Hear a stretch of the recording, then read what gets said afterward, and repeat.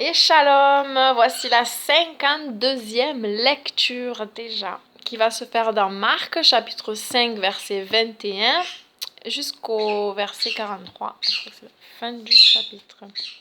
Le thème, c'est Yahusha agit dans notre vie en fonction de la foi que nous plaçons en lui.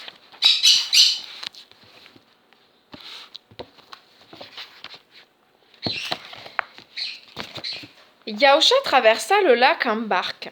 Quand il atteignit l'autre rive, une grande foule s'assembla auprès de lui. Là-dessus arriva un des chefs de la synagogue nommé Zahir.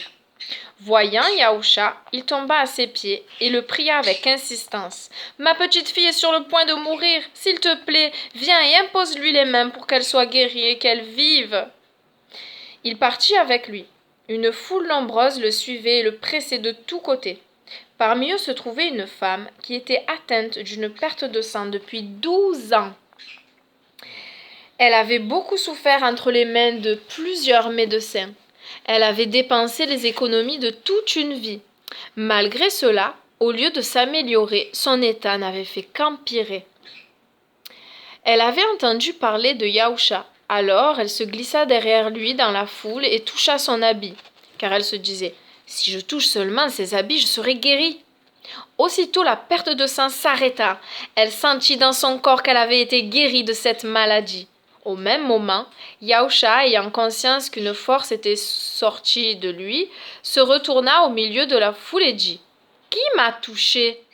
Ses talmidim lui dirent « Tu vois la foule qui te presse de tous côtés et tu dis « Qui m'a touché ?» Mais il continuait à chercher autour de lui pour voir qui avait fait cela. La femme effrayée et tremblante, sachant ce qui s'était passé en elle, vint se jeter à ses pieds et lui dit toute la vérité. « Ma fille, lui dit-il, ta confiance en moi t'a sauvée. Va en paix et sois guérie de ta maladie. » Pendant qu'il continuait à parler, des gens de chez le chef de la synagogue arrivèrent et dirent « Ta fille est morte. Pourquoi déranges-tu encore le rabbi ?» Ayant entendu ce qui se disait, Yahusha dit au chef de la synagogue « Sois sans crainte et garde confiance. » Il ne laissa personne le suivre, si ce n'est Képha, Yaakov et Yoshanan, le frère de Yaakov. Quand ils arrivèrent à la maison du chef de la synagogue, Yahusha y trouva une foule bruyante et des gens qui pleuraient et se lamentaient. Puis il entra et leur dit « Pourquoi tout ce bruit et ces pleurs? Cette enfant n'est pas morte, mais elle dort. » Ils se moquèrent de lui. Mais il les mit tous dehors, prit le père et la mère de l'enfant et ceux qui l'accompagnaient, et entra là où était la fillette. Il prit la main de l'enfant et lui dit « Talita koumi » ce qui signifie « Fillette, je te le dis, lève-toi » À l'instant même, la fillette se leva et se mit à marcher. Elle avait 12 ans.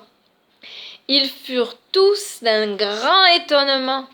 Il leur commanda fortement de ne rien dire à personne de ce qui s'était passé, et il demanda que l'on donne quelque chose à manger à la fillette. Fin du chapitre 5. Et la question de méditation pour cette lecture est: est-ce que je crois vraiment que Yahusha peut agir dans ma vie aujourd'hui? Amen, Seigneur. Si tel n'est pas le cas, si quelqu'un est dans cette situation désespérée, ne croyant que tu ne peux pas agir, je prie, Seigneur, que tu montres maintenant que tu peux agir. Oui, je crois que tu peux agir aujourd'hui, Seigneur, parce que tu n'as pas dit ton dernier mot. Tu es le roi de gloire, tu es là au milieu de nous, au milieu de ceux qui te cherchent, Seigneur.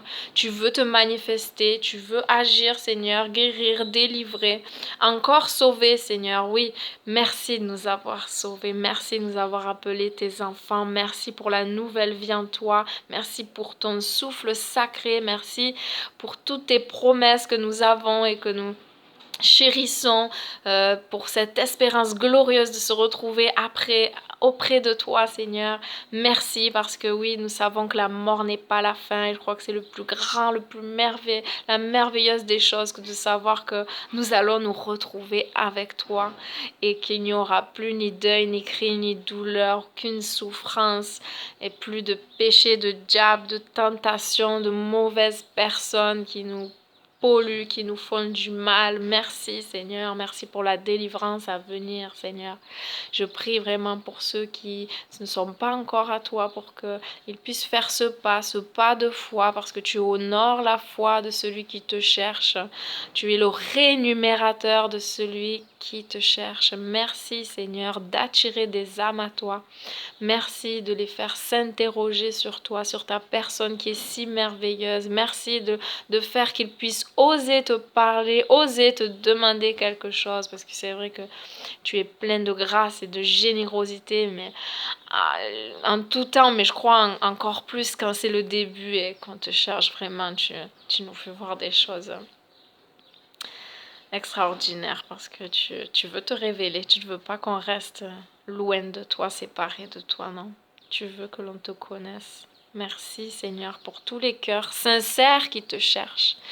Merci. Change les cœurs et que les cœurs se tournent davantage vers toi. Attire à toi, Père, au nom de Yahusha. Amen. Soyez bénis.